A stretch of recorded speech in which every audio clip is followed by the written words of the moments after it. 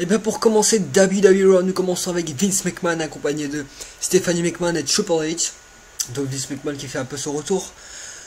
Donc qui présente l'autorité, donc il prend la parole, il fait la promotion de WWE Network et des Survivor Series. Donc voilà. Il dit que chaque génération doit faire ses preuves, comme il a pu le faire. C'est pour cela que si l'autorité perd à Survivor Series contre l'équipe de Cena, il perdra tout pouvoir. Donc voilà. Ensuite, pour commencer le show, nous commençons avec Dean Ambrose contre Cesaro, le premier match de la soirée.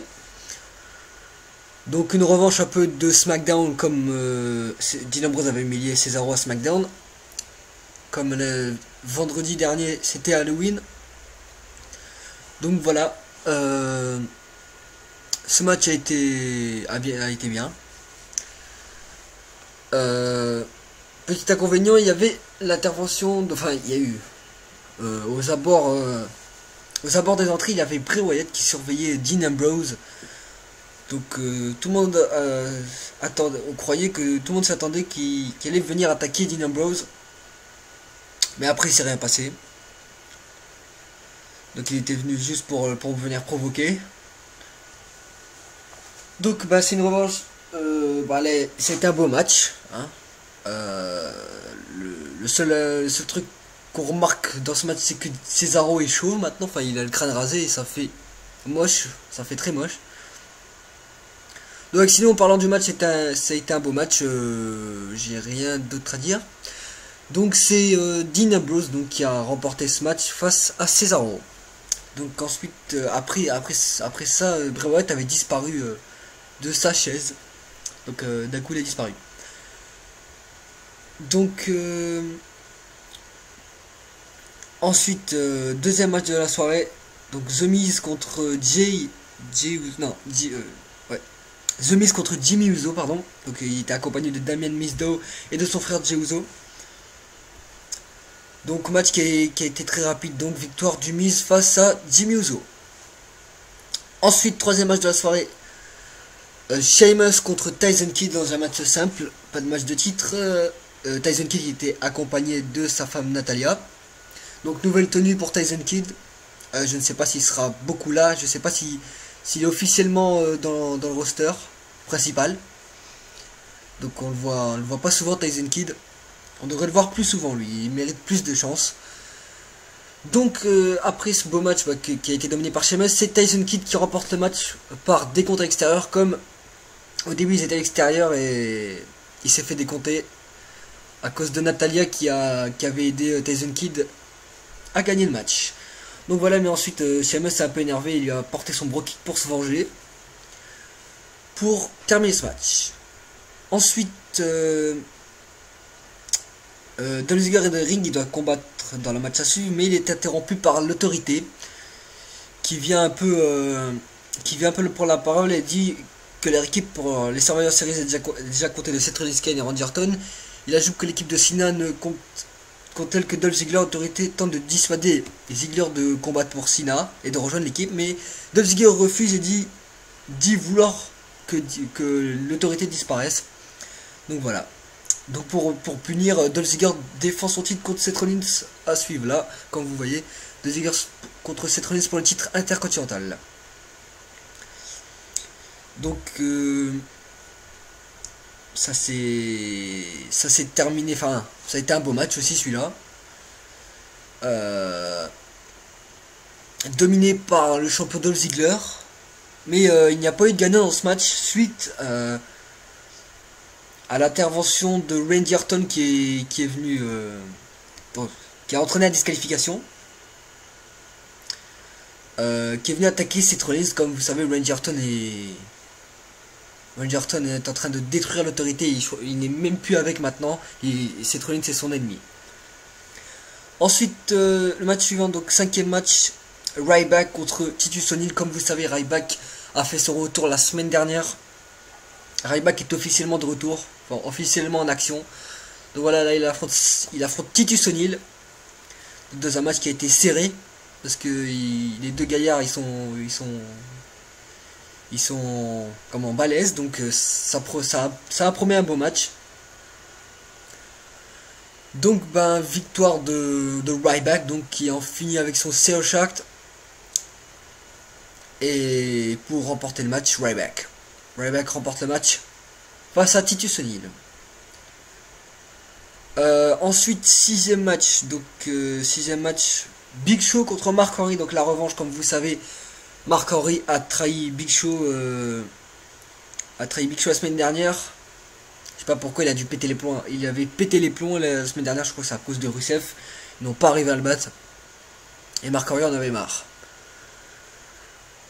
Donc le match s'est terminé par disqualification suite à l'attaque de Mark Henry avec un escalier. Donc Mark Henry, je crois qui est passé du côté L-turn, je crois. Donc victoire de Big Show par disqualification, mais il s'est fait détruire après le match. Ensuite, passons au septième match. Donc Nikki Bella contre Emma. Donc Nikki Bella accompagnée de sa sœur Brie Bella, son assistante. Donc le match a été rapide. Nikki Bella a détruit Emma. Elle a porté son finish pour finir ce match. Donc Nikki Bella remporte le match face à Emma. Donc elle avait demandé à sa sœur Brie Bella de venir sur le ring et de lever son bras.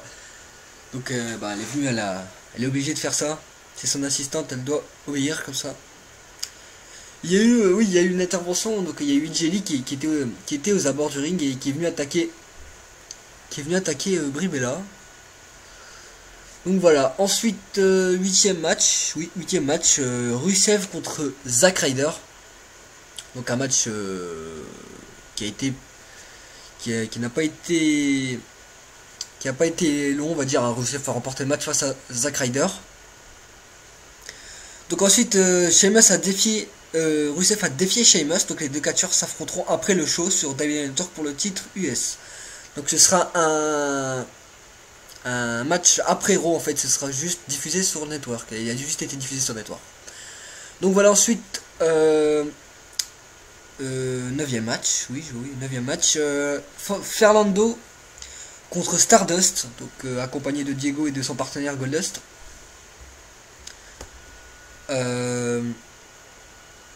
Donc c'est après un beau match, c'est Fernando enfin ça a été un beau match, oui, hein, c'est un petit match, a été remporté par Fernando. Donc voilà, Fernando remporte le match face à Stardust. Ensuite passons au main event de Raw, donc Randy Orton contre Seth Rollins, donc Triple H qui a donné le match, qui a donné un match à Randy Orton contre Seth Rollins. Ça a été le plus beau match de la soirée, Randy Orton contre Seth Rollins. Donc c'est Seth Rollins qui remporte le match face à Randy Orton, et Randy Orton qui était furieux. Donc à l'issue de ce match, Orton semblait accepter la défaite, mais il se retourne une nouvelle fois contre Seth Rollins, donc en lui portant RKO. Donc Seth Rollins avait fait des excuses, mais Randy Orton a pété les plombs et a porté son RKO. Et ensuite il a attaqué l'autorité en même temps. Donc au début il a attaqué l'autorité. Triple H a pété un plomb. Ils ont essayé de l'arrêter. Triple H a essayé de le calmer, mais ça n'a pas marché. Triple H s'est fait taper aussi par Randy Orton. Il s'est pris une droite. Ensuite Randy Orton s'est fait neutraliser par Seth Rollins, Kane et tout ça. Il s'est fait prendre un finish contre la table et il avait la tête ouverte.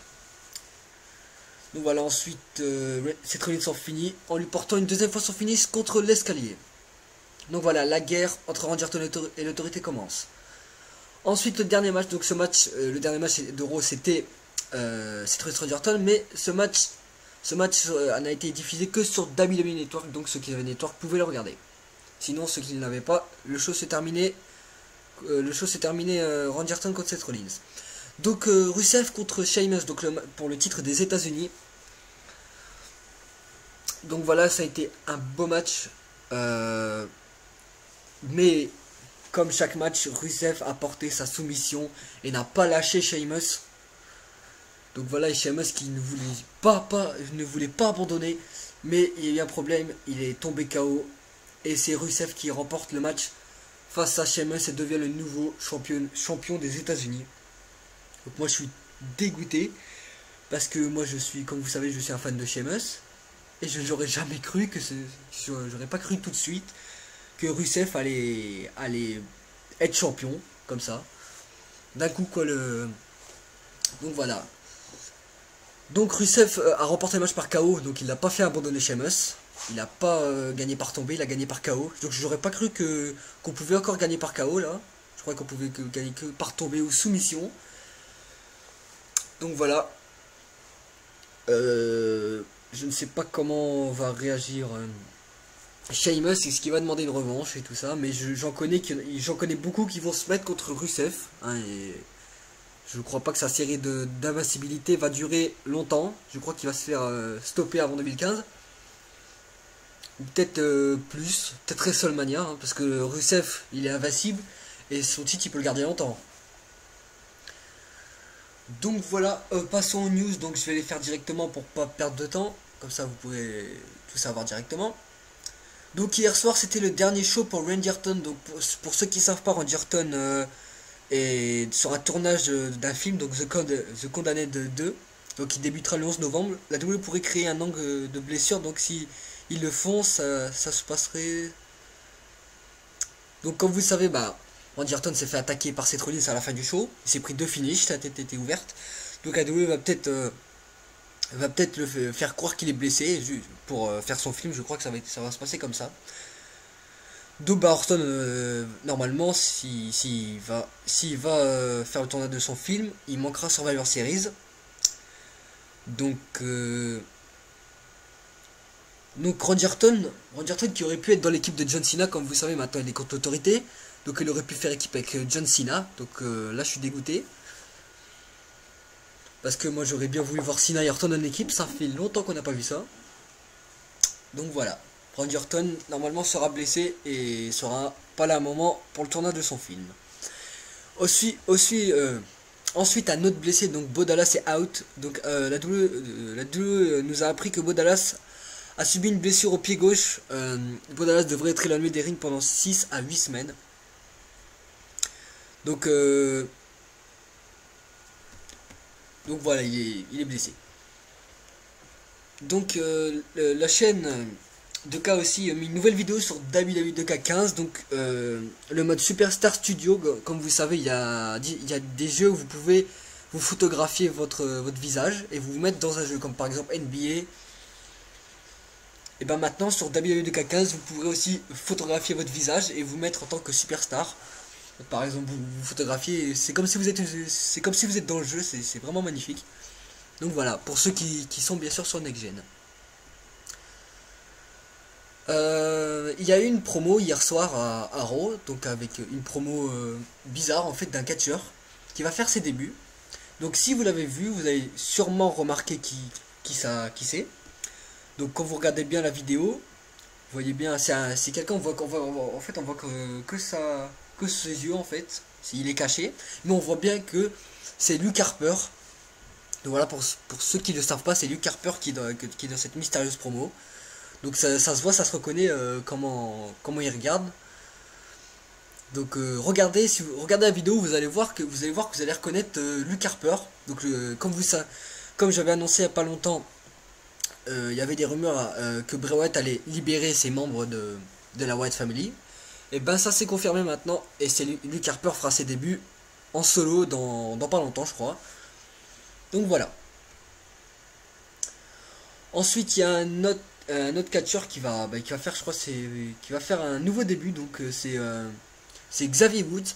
Donc si vous regardez la chaîne de la WWE, vous avez dû voir Xavier Woods qui jouera le rôle d'un pasteur. Donc vous avez dû voir sa promo quand il chantait tout ça avec des gens derrière. Donc voilà. Et c'est son nouveau rôle, son nouveau rôle de catcheur, donc qui va rejoindre. Que je crois qu'il va rejoindre Raw. Donc déjà plusieurs nouveaux débuts. Donc ça promet du changement. Donc pour vendredi, on aura un match en cage pour les titres tag team à SmackDown. Donc Goldust et Stardust défendra leur titre face aux Usos dans un Steel Cage match. Donc il y a aussi une nouvelle, l'Angleterre n'a pas encore eu WWE Network. On ne sait pas pourquoi, donc normalement ça doit être mis ce mois-ci, je crois.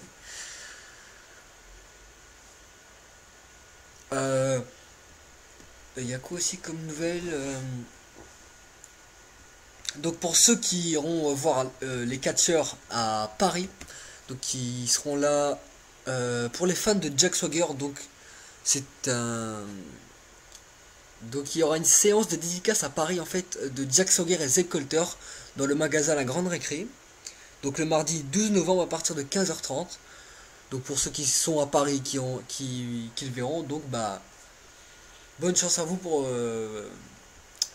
j'espère que vous le verrez. Donc voilà, je vous le souhaite pour les fans de Jack Swagger.